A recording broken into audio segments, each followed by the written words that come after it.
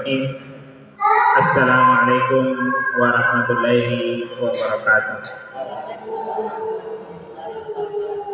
Alhamdulillah, alhamdulillahirabbil alamin, hamdan katsiran thayyiban mubarakan fi kama yuhibbu rabbuna wa yarda. Asyhadu an la ilaha illallah wahdahu la syarika lah wa asyhadu anna Muhammadan abduhu wa rasuluh la nabiyya ba'da. Allahumma salli ala Muhammad wa ala alihi wa ashabihi wa man tabi'ahum bi ihsanin ila yaumiddin. Amma ba'd.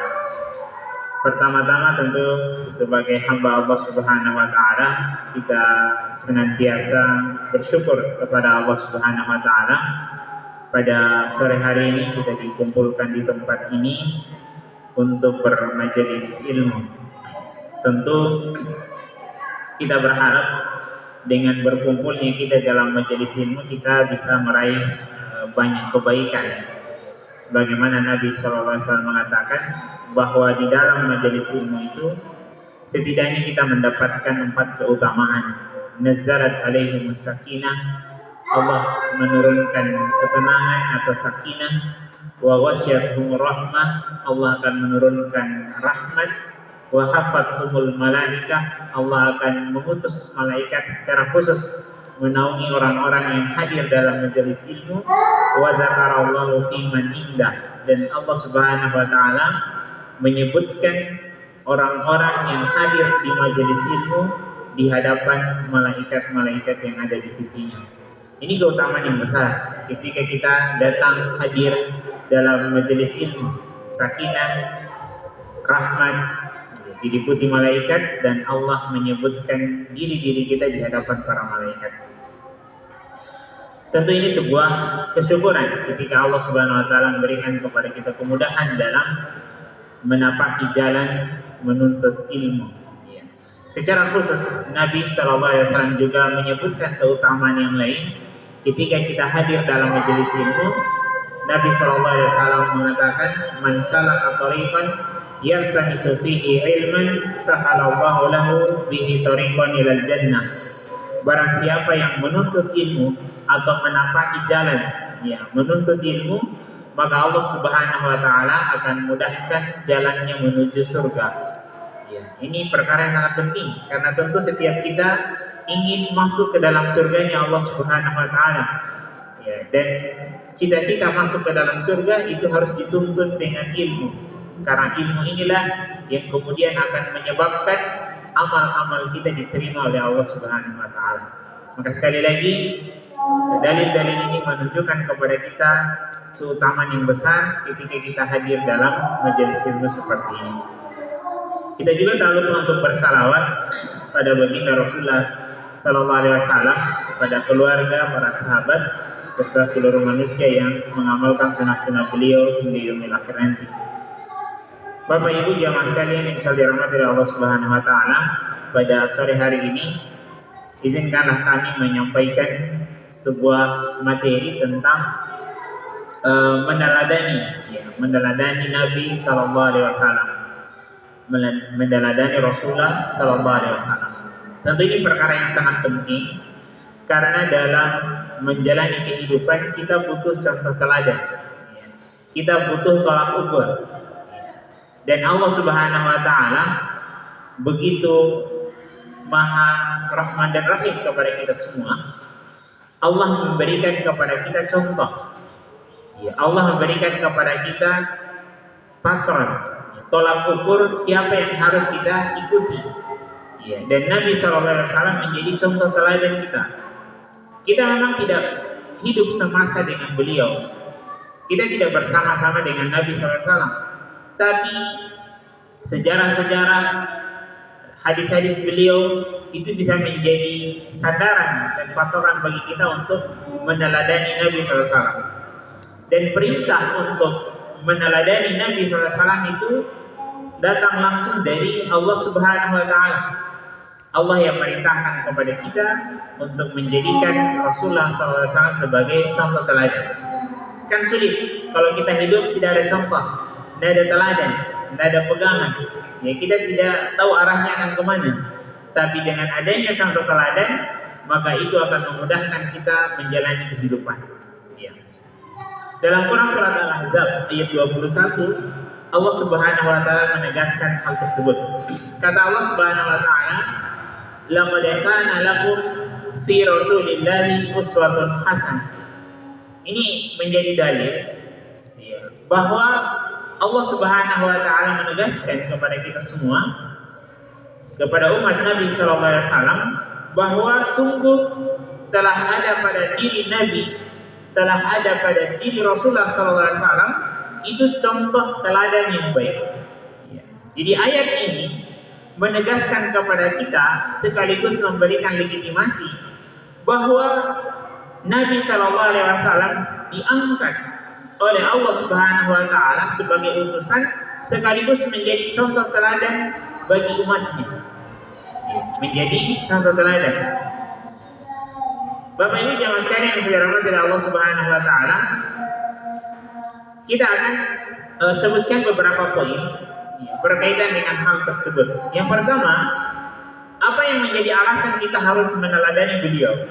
Kenapa sih kita harus menjadikan Rasulullah SAW sebagai contoh teladan? Alasan yang pertama tentu karena perintah Allah Subhanahu Wa Taala. Allah yang memerintahkan kepada kita. Maka kita pahami yang namanya perintah, maka dia hukumnya adalah wajib. Dan yang memerintahkan kita adalah Allah Subhanahu Wa Taala. Alasan yang kedua adalah bahwa Nabi Sallallahu Alaihi Wasallam memberikan rekomendasi bahwa di dalam umat ini, dalam kehidupan sampai hari kiamat, masa-masa yang terbaik itu adalah 3 generasi yang disebutkan oleh Rasulullah Sallallahu Alaihi Wasallam.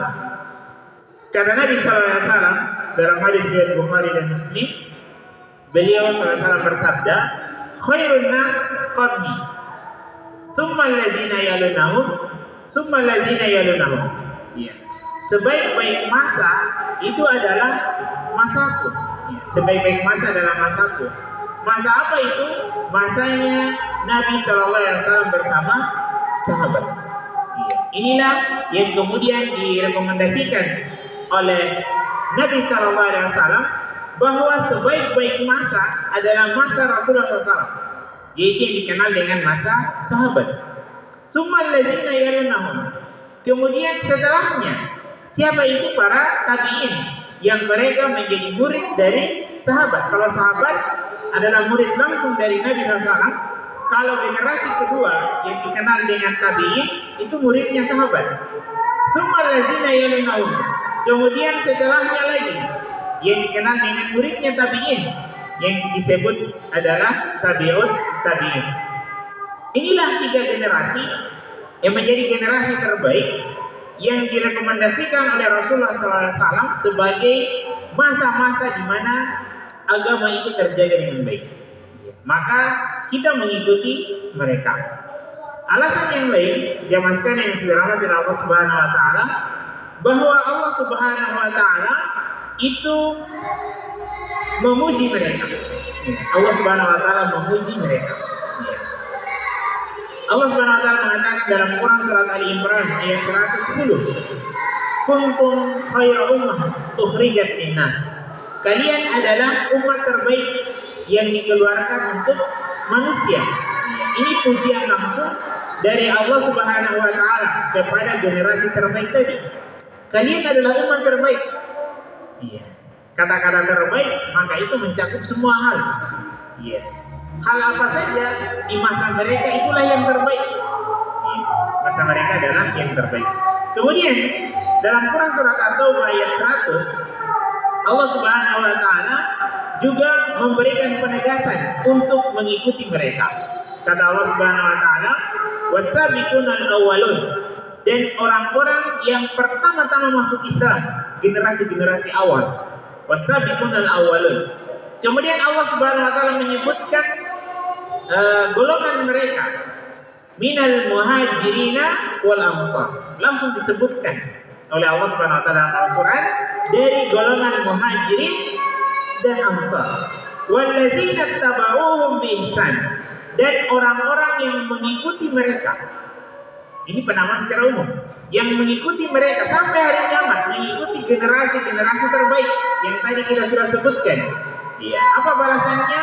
Radhiyallahu anhum wa radu'an. Maka Allah ridha kepada mereka dan mereka pun ridha kepada Allah Subhanahu wa taala. Ini perkara yang sangat penting. Kenapa kita harus mencontoh generasi-generasi terbaik ataupun mencontoh Nabi sallallahu alaihi wasallam? Itu perkara yang pertama. Yang menjadi alasan kenapa kita harus meneladani Nabi sallallahu alaihi wasallam bersama generasi-generasi yang bersama dengan beliau. Kemudian yang kedua adalah bagaimana kita harus mengikuti beliau. Caranya bagaimana? Tadi kita sudah sampaikan di awal bahwa kita tidak hidup dengan Nabi SAW. Kita tidak pernah berjumpa dengan beliau. Kita tidak pernah melihat langsung Nabi SAW. Ya, kita tidak tahu kondisi beliau. Ya, kita sudah hidup 14 abad lebih. Ya, 14 abad lebih dengan Nabi SAW. Ya. Maka bagaimana caranya? Ya, agar kita bisa mengikuti Nabi SAW. Ya, cara yang pertama adalah tentu dengan belajar. Ya, tentu dengan belajar. Kita mempelajari Al-Quran. Ya, karena Allah Subhanahu wa taala banyak menyebutkan dalam ayat-ayat Al-Quran tentang Nabi SAW. Banyak sekali, bukan cuma 1-2 ayat. Bisa puluhan ayat yang menggambarkan, menjelaskan tentang kepribadian Nabi SAW. Yang kita sebutkan tadi hanya 1-2 dalil saja, tapi yang lain banyak. Iya. Disebutkan oleh Allah Subhanahu wa taala tentang Nabi sallallahu alaihi wasallam di dalam Al-Qur'an. Maka kita mempelajari ayat-ayat tersebut, maka dengan itu kita bisa mengenal Nabi sallallahu alaihi wasallam. Ya, cara yang kedua adalah tentu dengan belajar hadis-hadis beliau. Ya, karena dalam hadis-hadis inilah kemudian kita bisa mengenal Nabi sallallahu alaihi wasallam baik dalam dakwahnya, dalam kehidupannya sehari-hari ataupun dalam interaksi muamalah bersama manusia. Ya.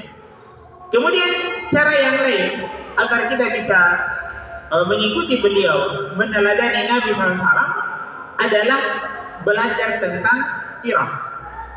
Ini juga penting. Ya, ini satu hal yang kadang juga luput dari umat hari ini adalah meninggalkan belajar sirah. Sirah itu maksudnya belajar sejarah atau sekarang dikenal dengan istilah biografi, catatan hidup.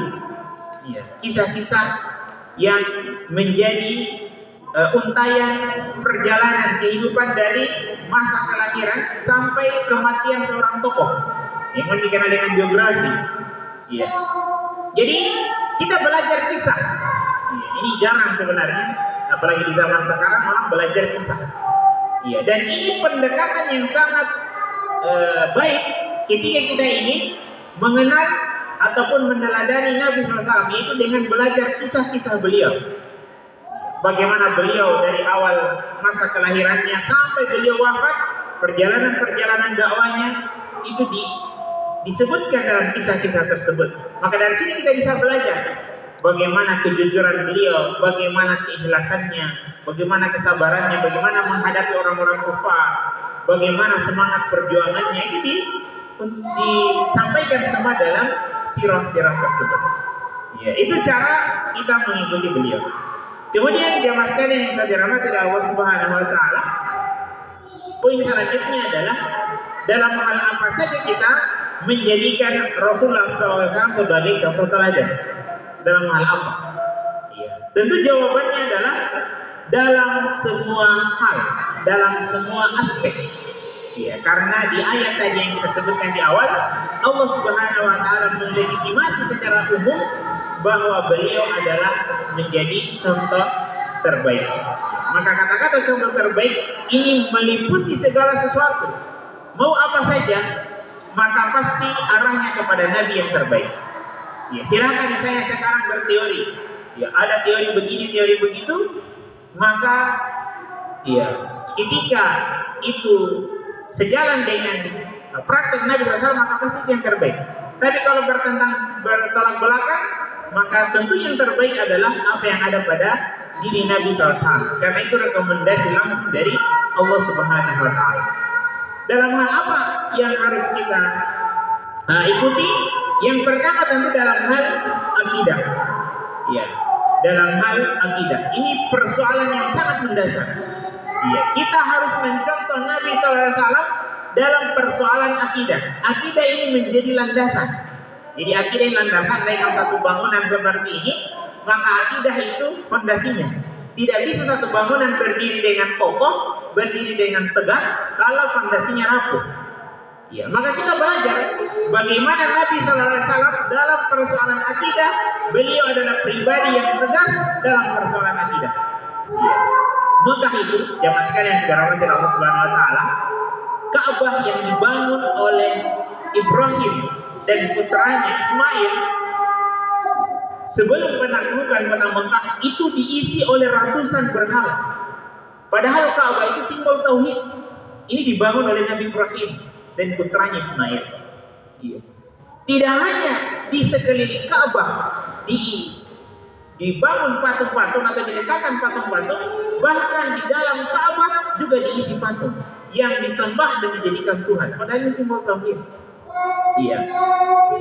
Dan Nabi SAW itu sangat tegas karena ini menyangkut persoalan akidah. Menyangkut persoalan akidah.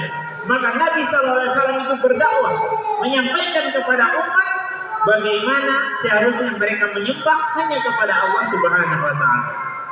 Dan ini menjadi visi dakwah beliau yang pertama dan visi setiap utusan yang Allah utus di setiap umat. Ya, karena Allah Subhanahu Wa Taala dalam Quran surat An-Nahl ayat 36 mengatakan, "Walaqad ba'atsna fi kulli ummatin rasula an i'budullaha wajtanibut taghut." Setiap utusan kata Allah Subhanahu Wa Taala yang kami utus, maka tugas mereka adalah menyeru kepada manusia ani'budullaha wajtanibut taghut. Menyeru kepada manusia menyembah hanya kepada Allah dan menjauhi sesembahan-sesembahan selain Allah Subhanahu Wa Taala. Beliau tegas dalam persoalan akidah. Dan ini menjadi contoh. Kenapa juga beliau tegas? Karena persoalan akidah adalah persoalan yang sangat esensial, sangat penting.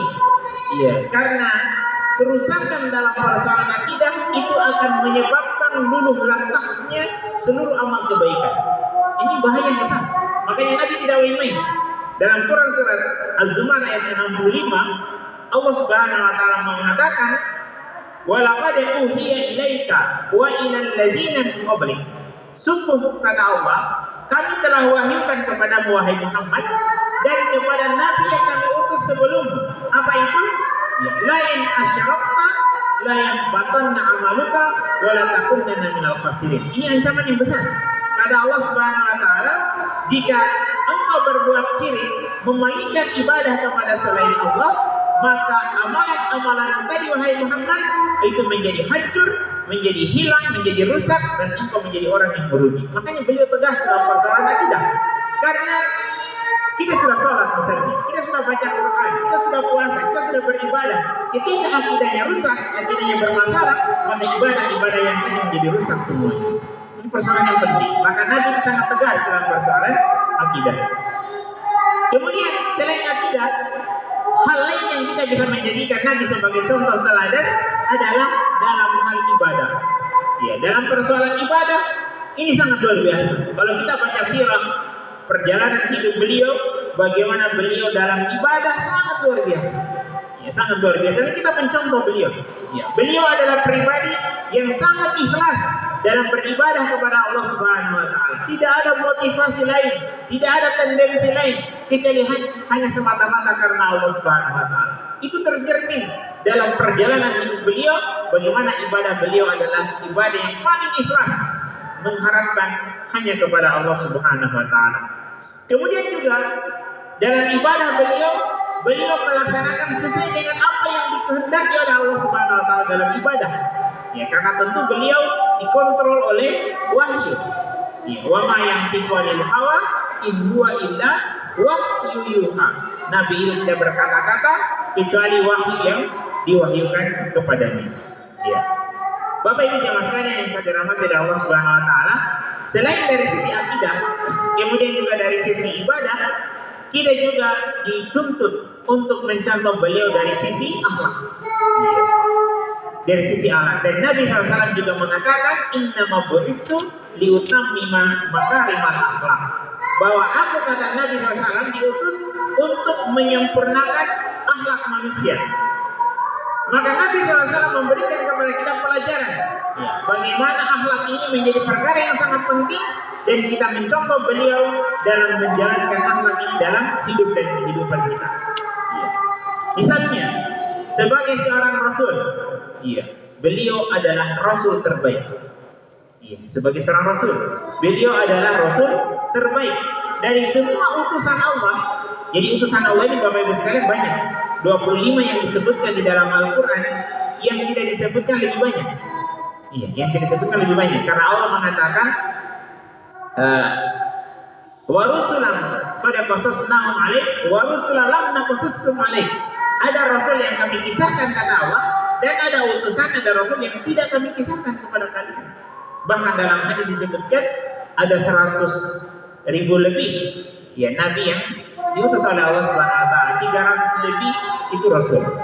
Dalam hadis disebutkan begitu. Jadi yang tidak dikisahkan itu sebenarnya banyak, yang disebutkan hanya 25 dalam Al-Qur'an. Jadi sebagai seorang utusan, beliau adalah rasul terbaik.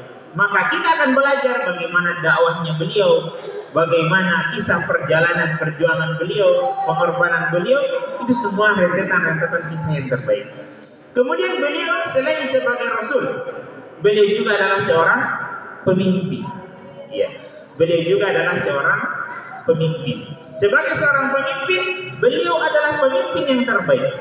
Dan beliau telah memberikan contoh kepada kita menjadi seorang pemimpin. Kemudian beliau sebagai seorang hakim. Sebagai seorang hakim, beliau juga adalah seorang hakim. Seorang hakim. Bagaimana beliau memutuskan perkara-perkara yang terjadi di umat beliau. Sebagai kepala rumah tangga, beliau adalah ayah dan suami yang terbaik. Sebagai kepala rumah tangga, beliau adalah ayah dan suami yang terbaik. Sebagai bagian dari masyarakat, beliau juga adalah manusia yang terbaik. Bahkan sebagai seorang pekerja, beliau juga adalah pekerja yang terbaik. Dan secara umum, dalam persoalan-persoalan kegiatan aktivitas sehari-hari, beliau adalah yang terbaik. Ini luar biasa. Jamaah sekalian saya dirahmati oleh Allah Subhanahu wa taala. Sehingga dari sini kita bisa belajar bagaimana segala sesuatu yang berkaitan dengan Nabi Shallallahu alaihi wasallam itu adalah yang terbaik. Sebenarnya kan arahnya akan ke sana. Ketika misalnya kita ingin mengetahui misalnya makan yang terbaik, maka tentu cara makannya Nabi. Bagaimana kita bisa tahu? Kita belajar.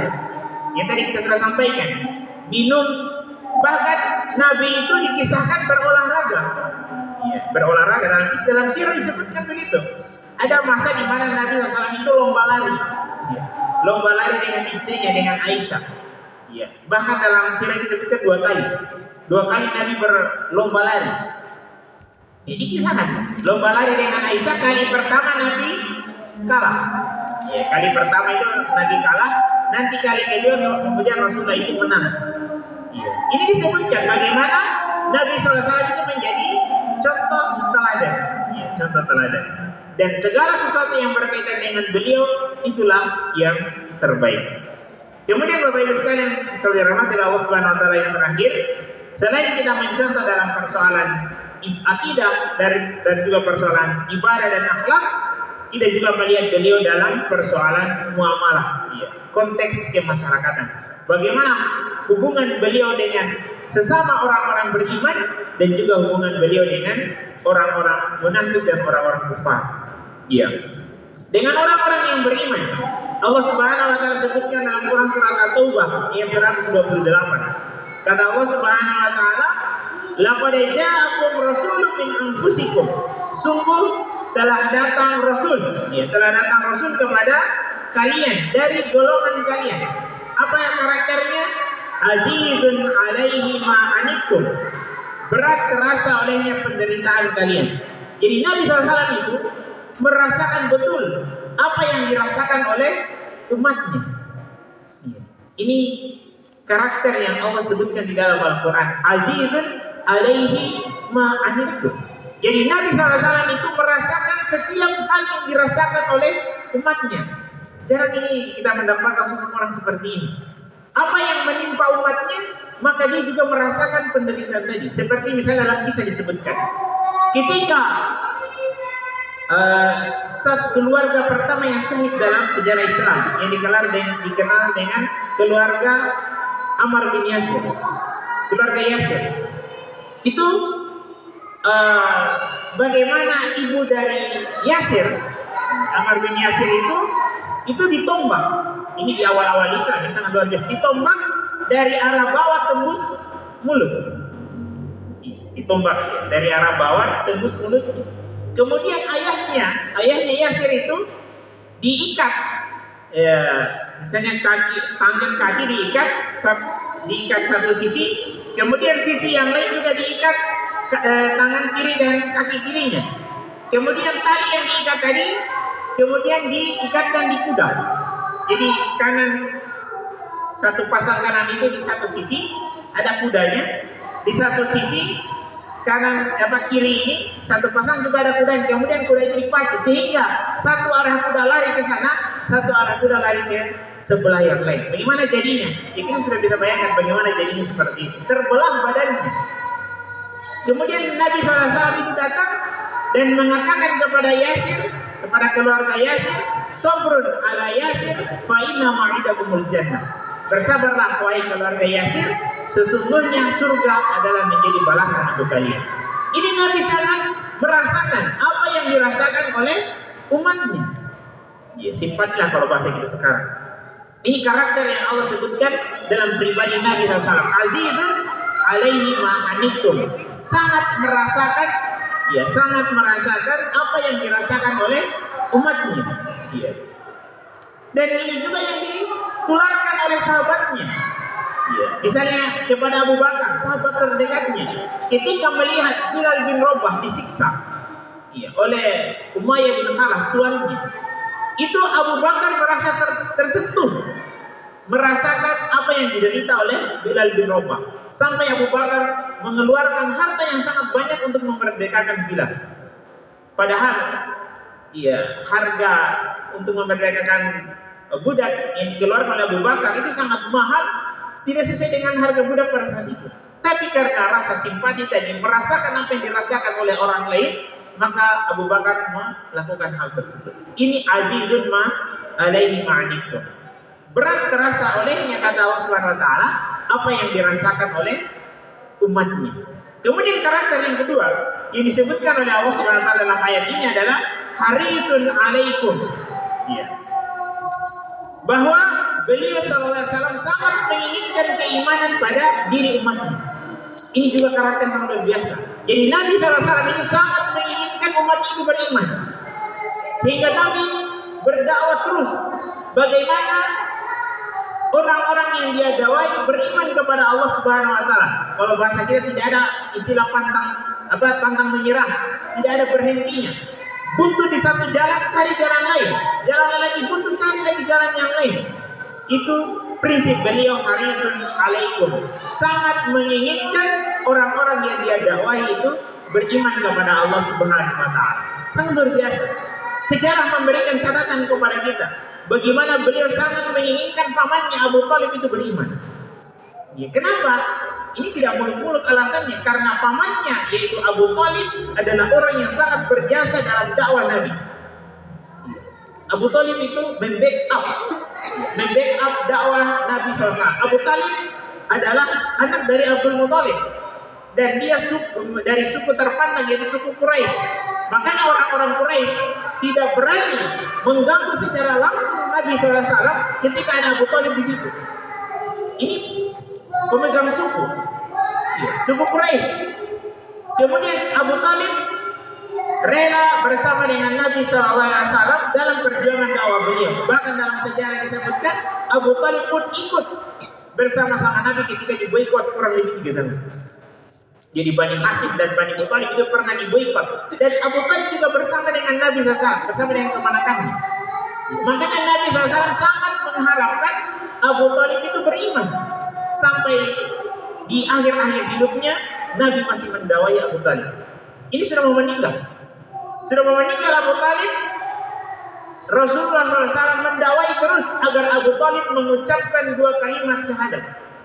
Diulang-ulangi terus agar Abu Talib ini bisa mengucapkan 2 kalimat syahadat. Namun ternyata Abu Talib meninggal di atas kekafiran, di atas ajaran nenek moyangnya. Maka ini membuat Nabi SAW sedih, dan itu Allah ungkapkan dalam Al-Quran. Karena keinginan besar beliau agar pamannya Abu Talib itu beriman. Iya. Sampai kemudian Allah Subhanahu Wa Taala menegaskan bahwa Nabi SAW tidak mampu untuk memberikan hidayah, dan yang memberikan hidayah adalah Allah Subhanahu Wa Taala. Iya. Ini kisah yang sangat luar biasa. Harisun alaihi ma'anitum. Iya. Harisun alaikum, sangat menginginkan orang-orang yang dia dakwai itu beriman. Kisah yang lain ini kita sebutkan sebagai bahan motivasi kepada kita adalah ketika beliau SAW berdakwah di Mekah kemudian ditolak. Ini di awal-awal ya. Ditolak di Mekah, penolakannya sangat luar biasa.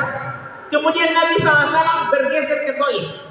Taif ini daerah pinggiran Mekah. Dari cari peluang lah kalau bahasa kita, mentok di satu tempat, ya mungkin ada peluang di tempat yang lain. Ini jiwa beliau begitu, sangat menginginkan keimanan, maka beliau berdakwah di Taif.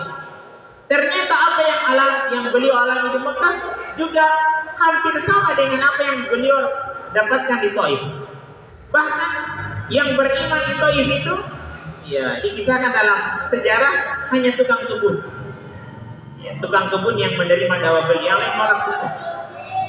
Maka melihat kondisi ini, Allah Subhanahu Wa Taala kemudian mengutus malaikat penjaga gunung. Ya, mengutus malaikat penjaga gunung, kemudian menyampaikan kepada beliau bahwa Allah sudah memberikan izin. Karena penolakan mereka sangat luar biasa. Tidak hanya ditolak, tapi dilempari sampai beliau pun terluka. Ya. Makanya Allah mengutus malaikat khusus yang menjaga gunung, kemudian memberikan izin jika sekiranya Rasul itu mau, maka malaikat penjaga gunung itu akan membalikan gunung dan menimbun mereka seperti yang terjadi di kaumnya Nabi Lut alaihissalam. Tapi apa jawaban Nabi? Iya, Nabi memberikan komentar yang sangat luar biasa. Iya. Mengatakan kepada malaikat tadi, kalau mereka menolak apa yang saya dakwahkan, ini sangat luar biasa.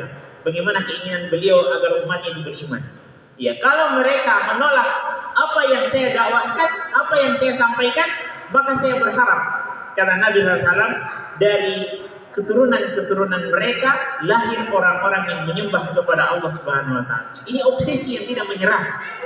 Ini kita belajar dari kisah seperti ini, bagaimana Nabi tidak putus asa. Orang-orang menolak, tapi dia masih berharap agar dari keturunan mereka ada orang-orang yang kemudian mengikuti dakwah Nabi SAW. Ini prinsip harisun alaikum, sangat menginginkan orang-orang yang dia dakwai beriman kepada Allah Subhanahu Wa Taala. Kemudian bil mu'minina raufur rahim, kepada orang-orang yang beriman saling berkasih sayang. Beliau SAW itu kepada orang yang beriman itu kasih sayangnya sangat luar biasa. Dalam sejarah disebutkan begini, saking kasih sayangnya beliau kepada umatnya, kepada sahabat-sahabatnya, itu headline umumnya begini, sampai setiap sahabat merasa dialah orang yang paling disayang oleh Nabi. Itu interaksinya begitu. Jadi sahabat Nabi kan banyak.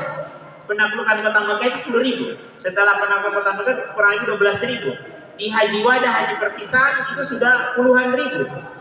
Nabi SAW dalam Raufur Rahim itu sampai setiap sahabat merasa dia adalah orang yang paling disayang oleh Nabi SAW. Sampai kan mereka datang kepada Nabi. Ini kan di kisah disebutkan, sampai mereka datang kepada Nabi, mereka bertanya, ya, wahai Rasul, siapa orang yang paling engkau sayangi? Kenapa mereka bertanya begitu? Karena setiap diri mereka merasa mereka lah yang paling disayang oleh Nabi SAW. Namun kemudian Nabi SAW menjawab, sekiranya saya diberikan oleh Allah Subhanahu Wa Taala untuk mengangkat seperti halnya Musa ya. Musa itu berdoa kepada Allah agar Harun diangkat menjadi Rasul menemani dia mendakwai Fir'aun. Sekiranya saya diberikan juga kesempatan seperti itu, maka saya akan angkat Abu Bakar. Iya. Kenapa mereka bertanya? Karena mereka merasa mereka adalah orang yang paling disayang oleh Rasulullah SAW. Ini Raufur Rahim. Ini dari sini kita belajar bagaimana Nabi SAW dalam hal muamalah sangat luar biasa. Ya, kemudian jamaah sekalian yang saya rahmati Allah Subhanahu wa taala, di bagian terakhir, selain kepada orang-orang yang beriman, kita juga belajar kepada Nabi SAW dalam interaksi kepada orang-orang munafik dan orang-orang kufar. Ya. Yang sekarang kadang dilegitimasi Islam itu keras. Padahal kalau kita baca sejarah, Nabi SAW sangat luar biasa mengajarkan kepada kita interaksi dengan orang-orang munafik dan orang-orang kufar. Ya. Nabi SAW pernah didatangi. Ya. Didatangi agar orang-orang munafik itu diperangi saja. Agar orang munafik diperangi. Tapi Nabi SAW itu tidak melakukan hal itu. Tidak melakukan hal itu. Padahal Allah Subhanahu wa taala sudah memberikan kepada beliau tentu lewat wahyu siapa orang-orang yang benar-benar beriman dan siapa orang-orang yang nampak beriman tapi di belakang itu tidak beriman, yang disebut dengan orang-orang munafikun. Karena orang-orang munafikun ini juga sholat di belakang Nabi SAW, berperang juga bersama Nabi SAW. Maka Nabi SAW mengatakan, saya tidak ingin akan tersiar kabar bahwa saya membunuh sahabat. Itu luar biasa. Jawaban Nabi begitu. Padahal permusuhan atau gerakan yang dilakukan oleh orang munafik itu sangat luar biasa.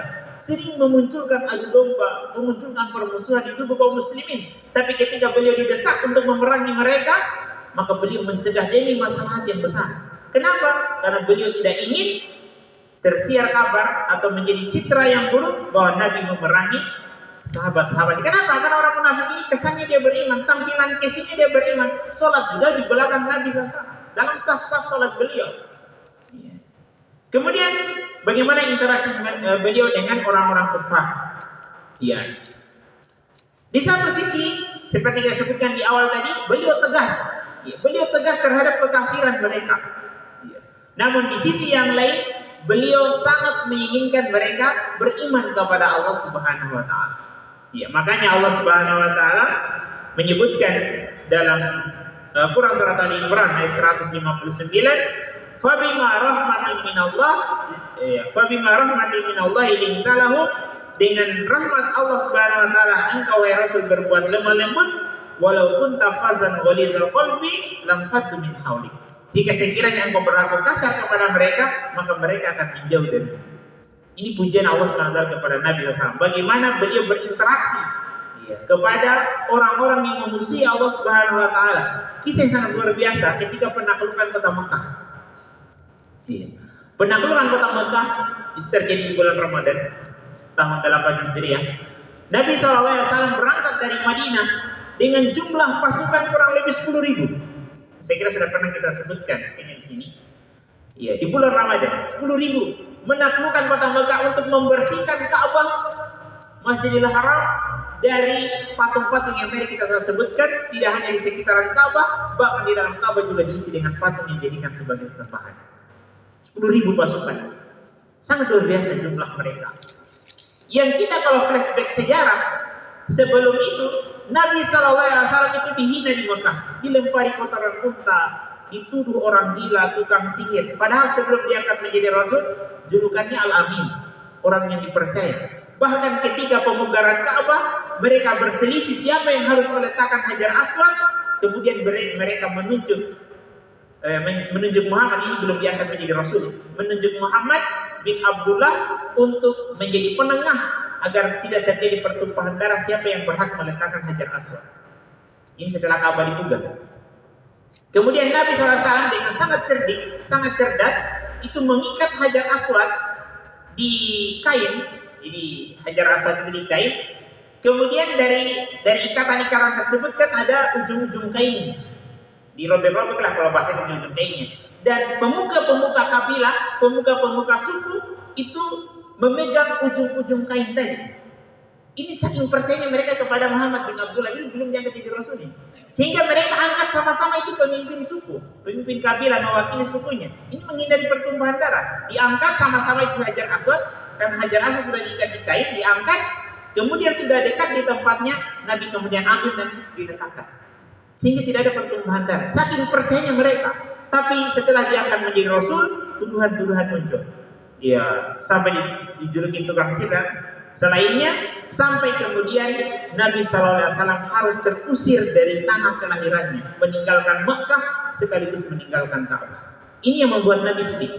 Namun ketika beliau datang dengan 10.000 pasukan, menaklukkan kota Mekah, orang-orang kufar itu sudah, kalau bahasa kita kalang kabut, sudah takut.